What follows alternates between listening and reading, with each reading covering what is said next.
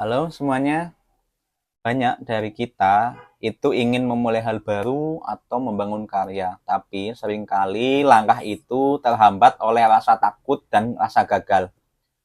Padahal di era teknologi sekarang, peluang itu terbuka lebar loh bagi siapa saja yang mau belajar. Nah, kebetulan aku hari ini mau bahas beberapa pertanyaan yang sering masuk melalui sosial media, baik Facebook, Instagram, Thread, dan kawan-kawan. Nah, mari kita bahas solusinya secara bersama-sama, satu persatu, secara realistis. Saya malu sama tetangga. Saya ingin mulai membuat konten, tapi malu takut dikritik atau dianggap sok tahu oleh teman sendiri. Bagaimana ya? Untuk apa malu saat membuat konten?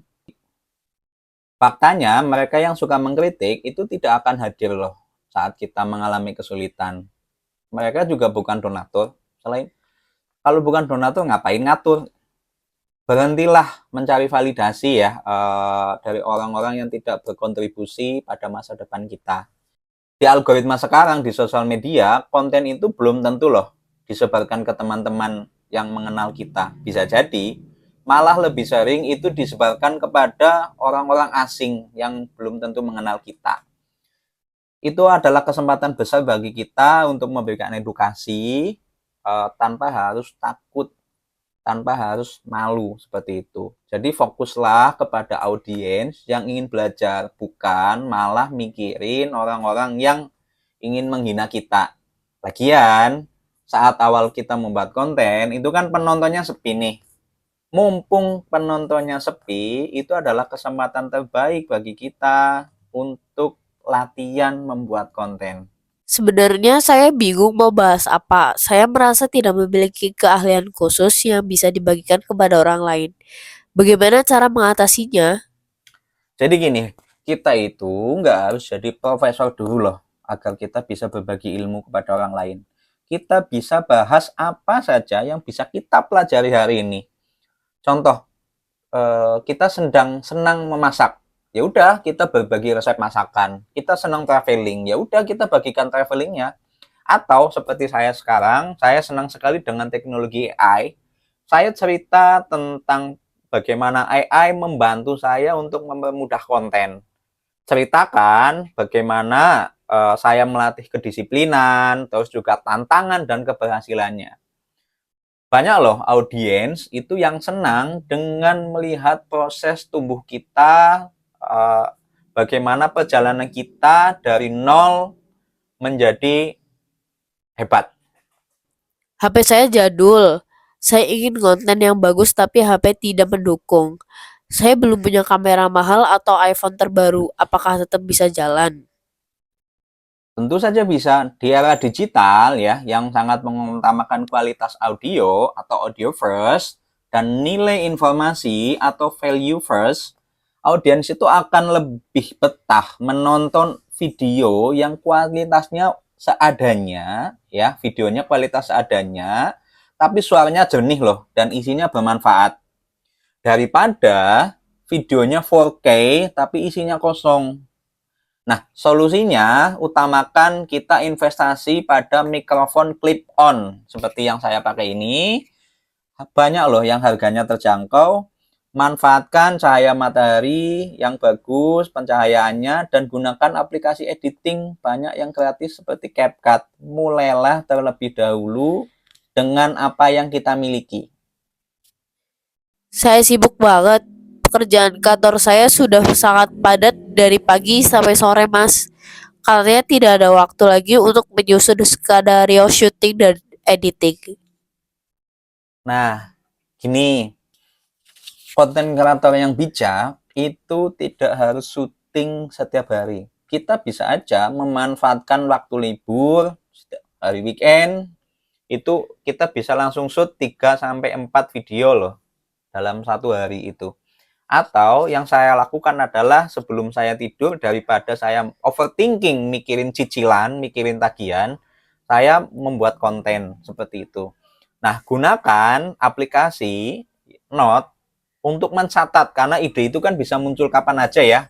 Ketika ide muncul, gunakanlah catatan, nanti ketika malam hari atau ketika waktu luang, langsung kita eksekusi idenya. Membuat konten itu masalah komitmen ya, terkait waktu dan bagaimana target kita. Itu kalau nunggu waktu kita luang, itu ya berarti nggak akan ada waktu. Masa kita harus nunggu dipecat dulu, baru kita mulai konten? Kan enggak kan?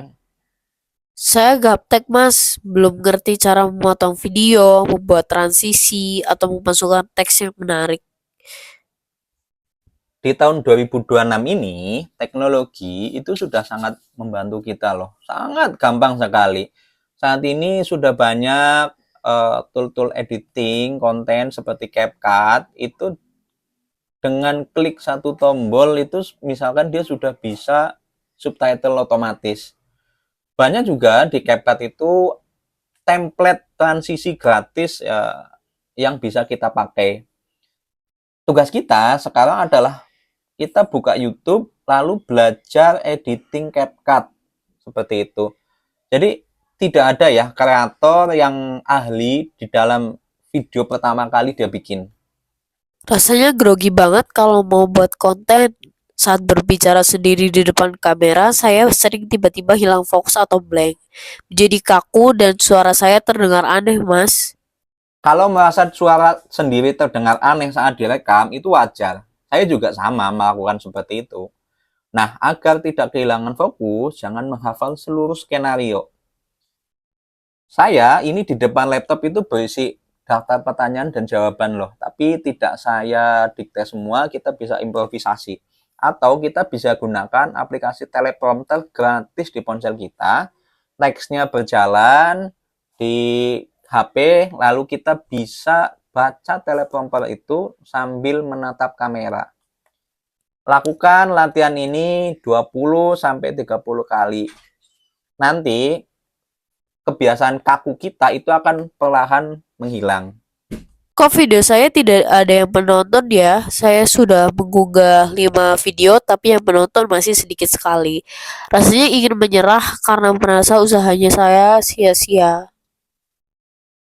5 video belum ada yang nonton itu bagus loh sebenarnya. Itu adalah kesempatan emas kita belajar, mumpung kita belum jadi konten kreator yang terkenal, kita bisa belajar dengan sesuka hati. Bagaimana dari konten 1, 2, 3 semakin baik kualitas kita. Jadikan kualitas konten kita dari konten ke konten itu semakin baik, mumpung masih belum banyak penonton, jadi kita tidak perlu malu. Dari konten ke konten, kita evaluasi datanya setiap minggu melalui analitik.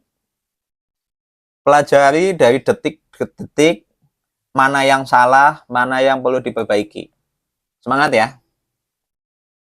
Saya sudah konsisten berjalan selama 1 bulan. Tapi sekarang butuh sekali dan bingung mau membuat konten apa lagi buat besok. Simple, ya optimalkan teknologi yang ada. Kita bisa pakai ChatGPT atau Gemini. Lalu, saya kasih contoh perintah nih ya.